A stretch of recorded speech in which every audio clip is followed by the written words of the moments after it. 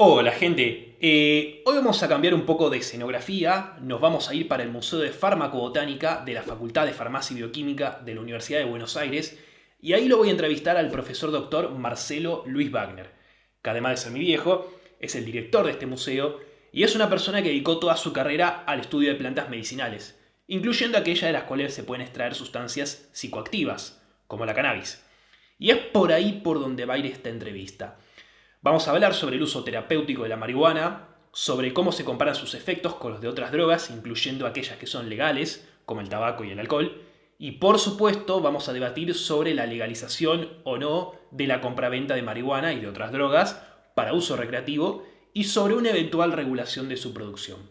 Así que vamos allá.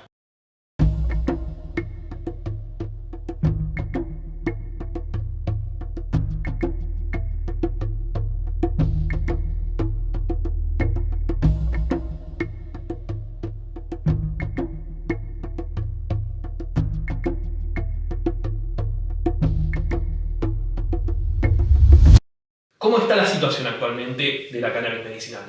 En este momento en nuestro país está una legislación que lamentablemente no está reglamentada. O sea, se aprobó una ley pero no se reglamentó. Como consecuencia existe todavía la vieja ley en la cual todavía no existe una condición legal para el uso de de cualquier medicamento o del cannabis en general. Ese es por empezar el primer gran obstáculo que nosotros tenemos. Tenemos la ley y falta la reglamentación y falta porque todavía falta terminar un poco más de lo que es la parte de investigación. Sí, o sea, todavía está, o sea, independientemente de lo que ocurre en el exterior, nosotros tenemos que tener presente lo siguiente. Y eso es lo que hay que, por eso en este momento existe una especie de establecer límites al uso de lo que se comercializa en nuestro país de los aceites medicinales.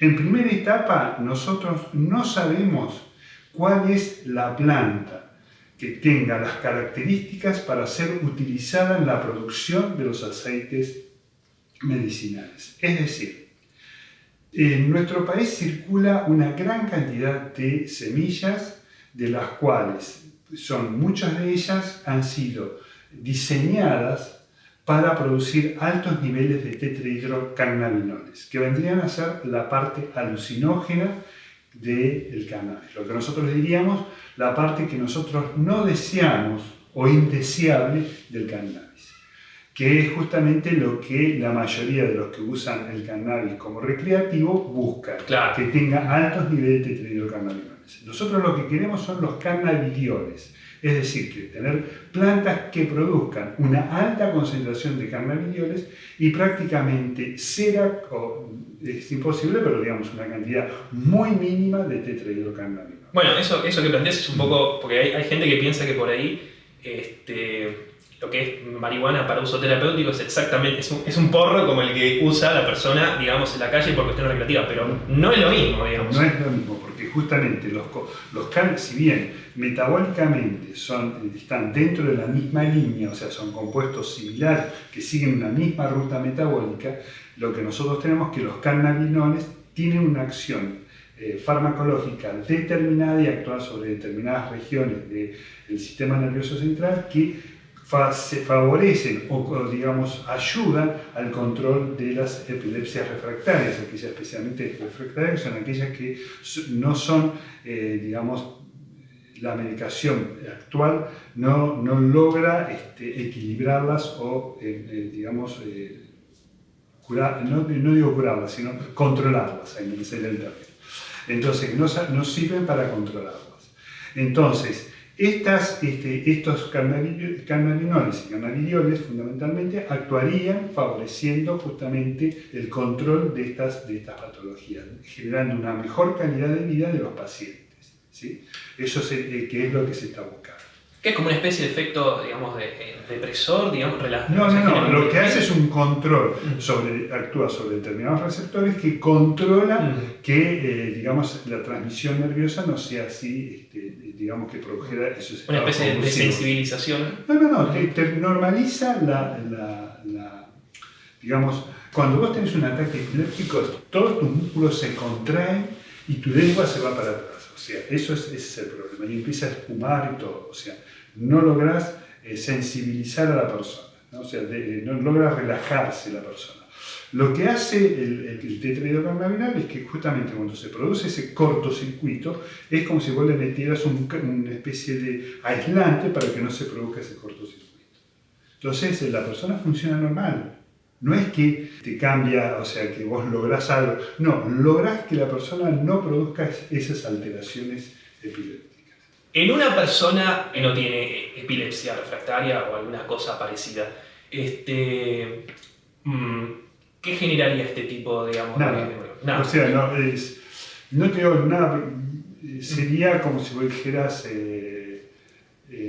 no tiene que actuar en esos receptores porque vos no lo tenés bloqueados ni tenés nada por el estilo, tu funcionamiento es normal, no es que te produce una alteración. Obvio que es como si vos fumaras, cuando vos estás fumando los porros, como vos bien definiste, no hace nada, o sea, no tiene una acción alucinógena, no tiene absolutamente nada. Pasa como, digamos, tendrías que tomar una dosis muy tóxica como para que empieces a tener un problema, ¿no? O sea, las dosis que se utilizan normalmente no es como si tomaras agua. Claro, o sea, nada que ver con lo que es el porro de la calle. No, por eso no tiene acción alucinógena esos compuestos. Ahora bien, si hablamos de fumar, ¿no? O sea, uno lo compara siempre con lo que es el cigarrillo, el tabaco, que está por un lado está la nicotina, y bueno, por el otro lado el propio acto, digamos, de fumar, ¿no? De prenderle fuego a algo y fumarlo, y se habla del alquitrán, se habla de toda una serie, digamos, de sustancias, digamos. El carbono, son todos. O sea, el cigarrillo, vos tenés que tener presente que la nicotina es alucinógena en altas concentraciones y se utilizaba en los pueblos originarios, digamos, en nuestro país especialmente, se utilizaba como droga alucinógena. Lo que pasa es que las dosis, digamos, los cigarrillos, o sea, el tabaco que se comercializa para fumar, tiene bajos niveles de nicotina. Entonces, vos tenés un efecto muy débil, muy débil. Con los tetrahidrocannabinoides, o sea, con la marihuana, vos aumentás ese efecto alucinógeno, porque tenés un compuesto que actúa a otro nivel, pero también tiene una acción, o sea, es un alucinógeno, sí, o sea, y como tal, te produce todo lo que puede llegar a producir los alucinógenos. Digamos, es un alucinógeno suave de esa manera. Después, todos los efectos negativos del tabaco, independientemente de la nicotina, lo tiene el cannabis. Claro, pues básicamente estás prendiendo el fuego. Porque estás consumiendo, o sea, es el mismo procedimiento, pero con cannabis. Si vos sos un fumador intensivo de cannabis, vas a tener problemas pulmonares, vas a tener problemas de... Todo lo mismo. Todo exactamente igual. Que vos fumes 1, 2, 3, 4, 5 cigarrillos por día no es un problema. El problema es cuando ya empezás a fumar una cantidad importante. Y con el ¿cómo se llama? El cannabis pasa exactamente lo mismo, ¿sí? O sea, porque muchos dicen, bueno, reemplazar el cigarrillo por el cannabis. Sí. O sea, caes en lo mismo si volvés de vuelta a utilizarlo, o sea, de forma exacerbada. O sea, vos fumar una pipa un día a la tarde y no te va a producir un efecto tan nocivo como fumar 5 pipas o 10 pipas o 20 pipas, porque es muy probable que desarrolle además cáncer de labio, ¿no? Lo mismo pasa con el cigarrillo, ¿no? No es lo mismo si vos fumás después de comer o antes de acostarte un cigarrillo, bueno, es como tomar un vaso de licor antes de dormir o después de comer y demás. No sos alcohólico, ¿sí? O sea, tu organismo es capaz de metabolizar todo lo que vos le estás incorporando. Claro, no hay una cantidad excesiva, porque eso se va acumulando con el tiempo. Si vos o sea, es acumulativo en la medida que sea cuando vos consumís en altas concentraciones. Claro, cuando es mayor el consumo que la capacidad de tu cuerpo de desintoxicar. Claro, exactamente. Con el tiempo, ¿no? Si uno consume marihuana más allá de la capacidad del cuerpo de desintoxicarse, ¿qué ¿Qué va generando el tetracannabinol? Los tetracannabinoles son alucinógenos, o sea, tú empiezas a alterar todo lo que es, vos tenés que tener presente que actúa sobre todo tu subconsciente y demás. O sea, empezás a tener problemas psiquiátricos, si ¿no? O sea, de problemas de ubicación, de la realidad, fantasías, o sea, empezás a ser una persona psiquiátrica. Tengo acá, fíjate este cuadro, lo tenés en un eje, la dependencia, de muy baja a muy alta. Fíjate que acá tengo la marihuana, e incluso acá tengo la cafeína, y bueno, ni hablar del alcohol, o sea, aparentemente el alcohol sería más, es el más adictivo que la marihuana. Sí, no. En general los alucinógenos no son adictivos, o sea, es un problema de personalidad. O sea, una persona, no es que la droga te ata a vos te atás a la droga, que es distinto. O sea, no es como, por ejemplo, como pasa con la morfina, que la morfina sí es terriblemente adictiva. Claro, todo lo que tiene que ver con el opio o la amapola es muy fuerte, digamos. Exactamente. Pero ¿por qué el alcohol es legal? No lo puede comprar. Bueno, eso no. Eso es un problema por tradición. Vos fijate que ninguna droga era ilegal. A medida que fue surgiendo, digamos, entrando el siglo XX, empieza a producirse todos esos temas, toda esa temática. Fíjate que el tema hasta el alcohol en algún momento en Estados Unidos llegó a ser ilegal en la época de la ley seca. Bueno, y acá entraría el tema, ¿es bueno o es malo lo ilegal? El opio no era ilegal, o sea, la cocaína tampoco era ilegal, ninguna droga era ilegal. Luego después se estableció que algunas producían algunos efectos indeseables, adicciones, delitos, pérdida de la personalidad, destrucción de la persona. Entonces a partir de ese momento por convención se reunió, o sea, estos van a ser legales y estos van a continuar, digamos, otro camino. El cannabis, lamentablemente, o por suerte o lamentablemente, eso depende de qué lado de la biblioteca estés o de qué lado del grupo estés, te vas a encontrar de que justamente es una de las que cayeron, pero pudo no haber caído, como pasó con el tabaco. O sea, es así. ¿Y qué posibilidades hay? Porque ya en el mundo es una realidad en algunos países. ¿Podría funcionar el uso del cannabis de manera recreativa acá en la Argentina? El ser humano tiende a tener, como decir, ciertas muletas para enfrentar a la sociedad, o sea, los conflictos modernos, empezando por el alcohol, el tabaco, el cannabis, si vos querés, y los ansiolíticos, los barbitúricos, todo ese cóctel que vos tenés, que usamos justamente para poder hacer frente a las grandes crisis sociales que uno tiene en este momento debido a la vida en ciudad, fundamentalmente, donde existe el mayor estrés. Así que todo depende, o sea, de las autoridades. Es un problema nada más de convención más que de otra cosa, o sea, de legalizar o no legalizar, decidir en un momento o no decidirlo. Es pecado hoy y a lo mejor mañana ya no lo es. Vos tenés gente que dice que es preferible no prohibir porque eso genera lo que se conoce como el narcotráfico. Y otros dicen, no, si nosotros liberamos todo, se corre el riesgo de que todo el mundo entre, digamos, en una gran fiesta de drogas. Entonces están esos dos entes pujando para ver qué es lo que corresponde, qué es lo mejor. En el Código Penal, cualquier delito que cometés contra una persona, si usás un arma de fuego, tiene un agravante. O sea, no es lo mismo robarle a una persona desarmado, amenazándola con la mano, que amenazarla con un arma. Mucho peor encima dispararle. Con el tema de los estupefacientes, y con esto incluyo desde el alcohol, desde lo que es legal hasta lo que es ilegal, lo único que vos tenés es para cuando se produce un homicidio en ocasión de un siniestro vial, si se descubre que vos tenías una cierta concentración de estupefacientes, le agregan 1 año a tu mínimo y 1 año a tu máximo de la condena. Yo, en mi opinión, no sé qué te parecerá a vos, pero a mí me parecería que si en algún momento se genera algún tipo de marco legal regulado o no para el consumo de drogas recreativas, me parece que tendría que haber algún tipo de agravante si vos cometés no solamente un siniestro vial, sino cualquier delito contra una persona y se descubre que vos tenías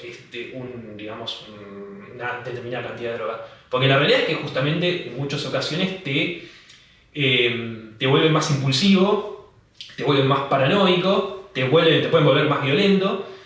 Y, o sea, no es ninguna novedad que muchos delincuentes que terminan matando a una persona por lo que sea, ya sea por una discusión o para robarle algo, por ahí no lo habrían hecho, no habrían llegado al extremo de matarla si no hubiesen estado con una determinada cantidad de intoxicación. Es porque baja los niveles de inhibición. Sí, sí.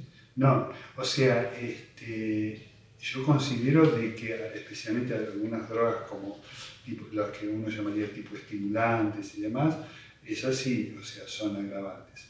Hay otras que al contrario, o sea, producen un estado de sedación y demás, donde realmente, por ejemplo, un ácido lisérgico y demás, puede. Lo que pasa es que también hay que tener presente que la base psicológica de la persona que lo está ingiriendo, ¿no? O sea, si la persona tiene conflictos y demás, obvio que todo lo que ingiera va a potenciar eso y puede llegar a ser terriblemente peligrosa para él y para la sociedad, ¿no? O para la otra persona. Por eso es un tema muy particular, es un tema, o sea, nosotros lo que estamos haciendo, si vamos a mi fuente, o sea, a mi especialidad, que son las plantas medicinales, vos lo que estás ingiriendo es una droga farmacológicamente activa. Y no tiene, o sea, cuando vos ingerís algo, te produce una modificación, ¿cierto? Entonces, eso ya es un hecho que la persona que lo ingiere porque ella quiere, como se plantea muchas veces por recreación, que en realidad no es real, o sea, se dice por recreación cuando uno busca un momento de paz, o sea, uno está en una reunión social, como es tomar una bebida, o como es fumar, o como puede ser fumar un porro, como dijiste vos. En ese contexto tiene que ser, pero cuando uno ya lo empieza a usar como una necesidad, ya empieza a haber un problema serio de adicción. El problema de adicción generalmente lleva a los síndromes de abstinencia, que puede ser física, que es la peor de todas, que eso ya se transforma en un ser totalmente dependiente, o psicológica, donde vos necesitas porque lo necesitas, porque dentro tuyo hay una vocecita que te dice lo necesito. En realidad físicamente no lo necesitas, pero psicológicamente sí lo necesitas para poder levantarte, para poder hacer una actividad, para poder enfrentar la vida, ¿no? Pero si a su vez vos tenés otros problemas, eso lo que haces es potenciarlo. Y como consecuencia de eso podés generar digamos, un conflicto y hasta podés llegar a producir alteraciones muy serias, o sea, con la otra persona, golpearla, matarla, o a cometer un delito, o suicidarte, o bueno, y ahí viene... no controlar, digamos, el peligro, no tener una verdadera dimensión del daño que estás haciendo o del daño que te estás provocando con este tipo con las drogas. Claro, y ahí se abre por ahí el problema de la salud pública, porque muchas veces dices, bueno, te querés envenenar, envenenate, pero si te vas a convertir en un peligro para los demás... Es que también el hecho de que vos tenés un compromiso social, formando parte de una sociedad tenés un compromiso, y su compromiso es cuidarte vos y cuidar al otro. O sea, nosotros muchas veces es cuidar al otro, cuidarte vos y cuidar al otro, porque si vos después, a raíz de tu adicción, te transformás en un enfermo, yo tengo que comprometer el gasto público para poder curarte y conservarte tu salud, ¿no es cierto? O sea, te transformás en una carga social. Es feo la palabra, pero es así, es lo que ocurre. Por eso cuando uno plantea el tema, vos tenés que plantearlo a nivel completo, o sea, no hacia el otro también, sino hacia mí también. O sea, todo es, a la larga o a la corta, todos nos perjudicamos cuando uno entra en un problema de adicción. Acá hay un problema muy importante que la Argentina está fallando y cada vez es peor, que es un problema de la educación. Nosotros estamos cada vez dejando de lado un eje importante que es la educación de nuestra gente, o sea, empezando fundamentalmente de nuestros jóvenes o de nuestros niños, para que ellos aprendan a ser responsables de sí mismos. Alargarlos con esa incapacidad o esa inmadurez, entonces son presas fáciles de todo este tipo de drogas y como consecuencia de eso de llegar a ser dependiente de ellas. No que te sirva para pasar por un momento en particular, sino que directamente te atas a ellas. Si vos querés llegar a una legalización de las drogas o decir no, yo no digo legalización, yo digo prohibir las drogas, sacar la prohibición a las drogas, es decir, el término, lo que tienes que hacer es previamente un gran proceso de educación. Que la persona que llega a eso sea una persona que realmente tenga un problema serio de salud y eso ya tiene que ser tratado. Y las drogas, si vos querés regular más todavía, decís, se expenden en las farmacias, bajo receta médica y que esté bien controlado cuáles son las dosis que se ingiere, como ocurre en algunos países, ¿no? Claro, pero para eso primero necesitamos mejorar el nivel educativo que de la incluye persona. no solamente conocimiento empírico, sino valores. O sea, educar en valores, que eso se educa en la casa y en las escuelas y los gobiernos. O sea, los gobernantes tienen que cumplir una función educativa, siendo ellos Dar el ejemplo. El ejemplo. Exacto. Exactamente. Bueno, gente, espero que les haya resultado interesante. Tengo pensado eventualmente hacer más entrevistas sobre este tema a otras personas porque es un tema que, al igual que muchos otros, hay que debatirlo. Porque es una realidad, nos guste o no. Déjenme en los comentarios qué les pareció, qué piensan al respecto y bueno, nos estamos viendo en el próximo video.